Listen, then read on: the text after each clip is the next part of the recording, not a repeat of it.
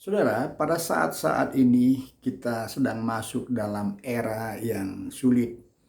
Mungkin ke depan ya terjadi masa-masa yang lebih sulit seperti apa yang difirmankan dalam kitab Wahyu, Saudara. Lalu bagaimana kita bersikap dengan masa-masa yang sulit? Saudara, saya mengatakan bahkan pada masa-masa sulit itu justru kita akan menjadi berkat atau memberkati banyak orang pada masa-masa sulit, saudara. Kenapa seperti itu, saudara? Karena terjadi perubahan mindset di pikiran kita. Kenapa begitu, saudara? Karena selama ini yang kita selalu pikirkan adalah ketika kita menghadapi masalah, maka kita ingin, saudara, berkata, kapan masalah ini selesai? Kapan masalah ini berakhir? Dan sering sekali kita mengatakan badai pasti berlalu.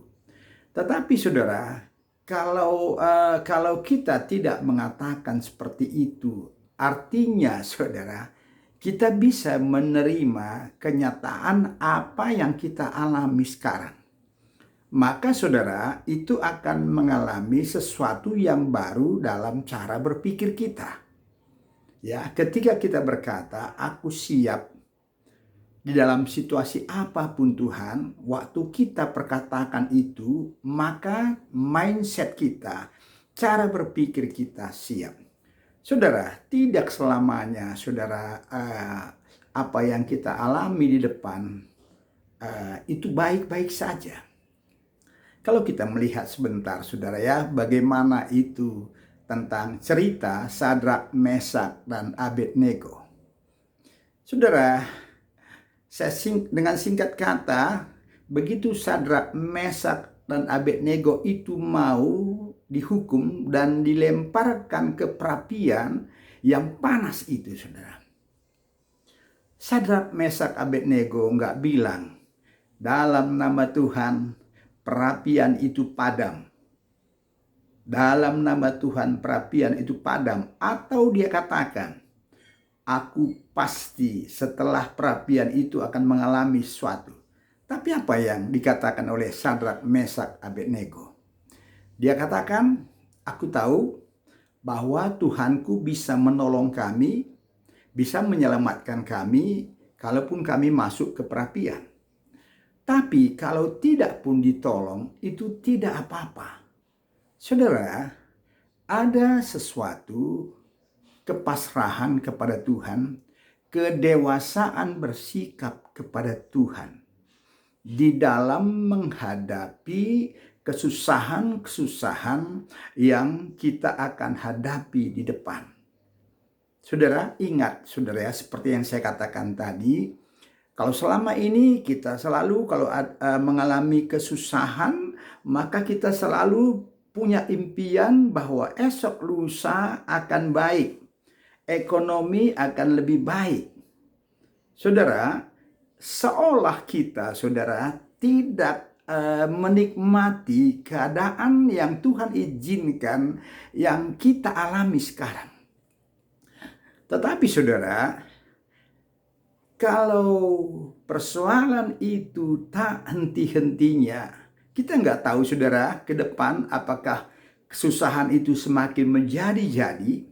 Kalau kita katakan suatu hari akan menjadi lebih baik, saudara, kita tidak menikmati saudara ya sukacita.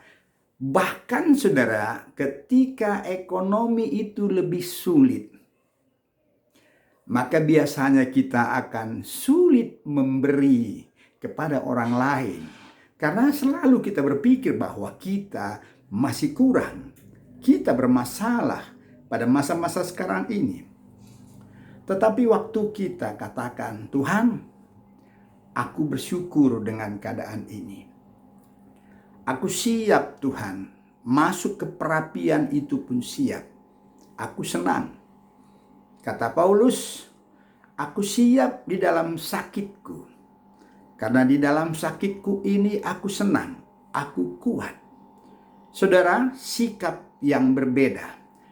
Sikap yang menyatakan diri yaitu siap menerima kenyataan sekarang dengan sukacita. Saudara, itu yang dialami oleh jemaat Makedonia. Jemaat yang dikatakan saudara dari 2 Korintus 8 ayatnya yang pertama yang sampai ayatnya yang kelima, saudara ya. Saya katakan, saudara-saudara, kami hendak memberitahukan kepada kamu tentang kasih karunia yang dianugerahkan kepada jemaat-jemaat di Makedonia.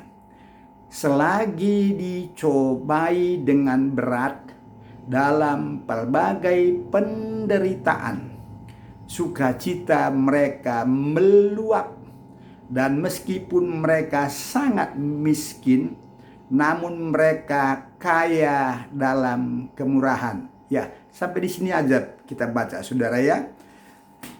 Mereka dalam situasi yang sangat sulit. Bahkan banyak sekali cobaan-cobaan. Tapi firman itu mengatakan bahwa jemaat Makedonia kaya dalam memberi. Saudara, kita bisa perhatikan, saudara, keadaan kita sekarang. Setelah terjadi kesulitan-kesulitan, bagaimana sikap kita memberi, baik ke gereja atau baik juga kepada sesama. Saudara, kita sudah duluan, saudara ya, dipengaruhi oleh spirit dari luar, spirit dunia ini. Kalau semakin sulit, maka kita akan semakin irit. Semakin irit untuk memberi. Saudara, waktu saya selalu perkatakan, Tuhan, cukuplah situasi yang kami alami. Cukuplah situasi jemaat yang kami alami. Saudara, waktu kita mengatakan seperti itu, saudara, maka kita plong.